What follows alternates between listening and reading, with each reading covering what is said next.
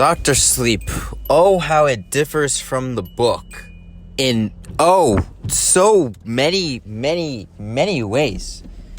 In both good and the bad, I think there are moments that it works and moments that it doesn't.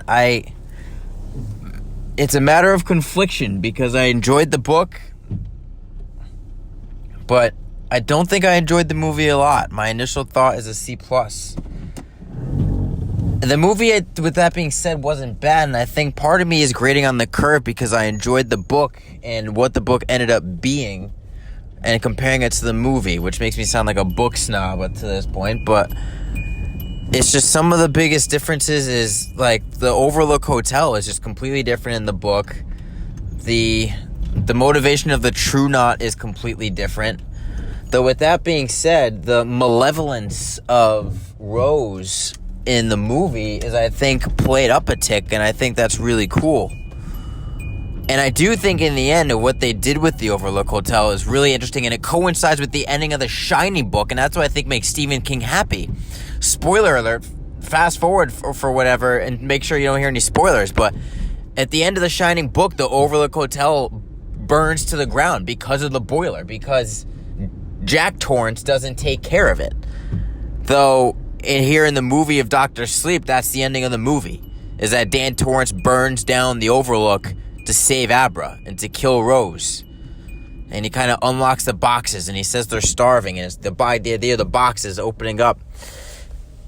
Obviously, the thing that he learned from Dan Halloran is he keeps the things in the box. And obviously, just another huge difference is, I believe, if I remember correctly, Dan Halloran is alive in the book, in both books, and then he dies later on in Dr. Sleep.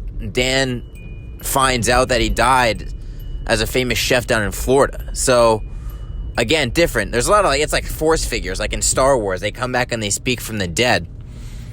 And there are other just big differences from the book. I mean, they focus a lot more on the debt that is owed by Dan Torrance. In the book, the opening scene where it is described of him waking up next to a cocaine high female with a baby who literally looks at cocaine and says candy, and is just enthralled with the idea that the white stuff is candy. That sticks in the mind of Dan Torrance just an upteenth degree. And in the movie, they have a hint of that same scene, but it's not as prominent, not as prevalent. I was super excited when they did the scene because I was like, how are they going to do this? But the idea of a debt owed, it doesn't come through as with much perfunctory profoundness as I would like. It's lacking in that resonance. It's lacking in the motivation for Dan Torrance to want to help Abra, even at the goodness of his heart. And Ben Halloran comes back and says, you owe a debt, but you just don't feel like he owes it. You don't feel like he owes a debt to that baby for saving it.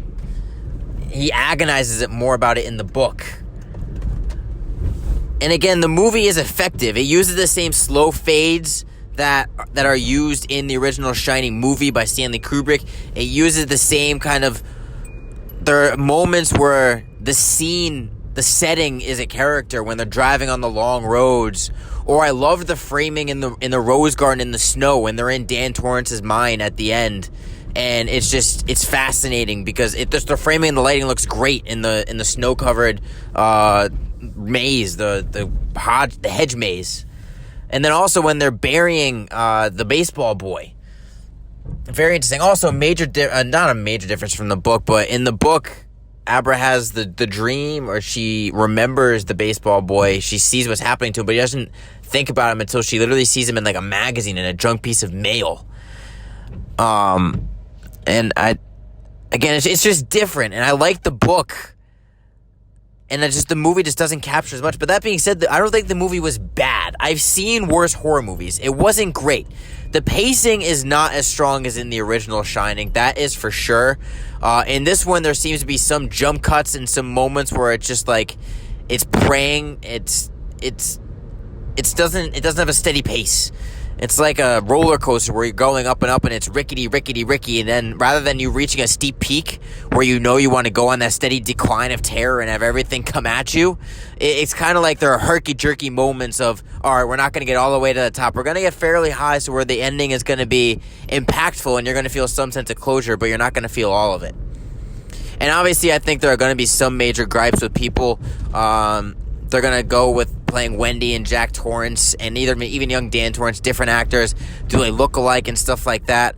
I think that's going to be different. I think people are going to be torn about that. But again, I don't think the movie is bad. It's not great. And I think part of me is graving on a curve because I enjoyed the book so much and I got some of the homages that were to the book. And a book that even for a sequel that came so many years later, I think still has a profound effect because it delves more into Dan Torrance and the idea of the torture of the human soul and trying to recollect from memories and make up for lost things and owing a debt to the people around you for mistakes that you've made and growing accustomed with those mistakes, which again is Stephen King to a T with his drug use and growing up the mistakes he made and stuff like that.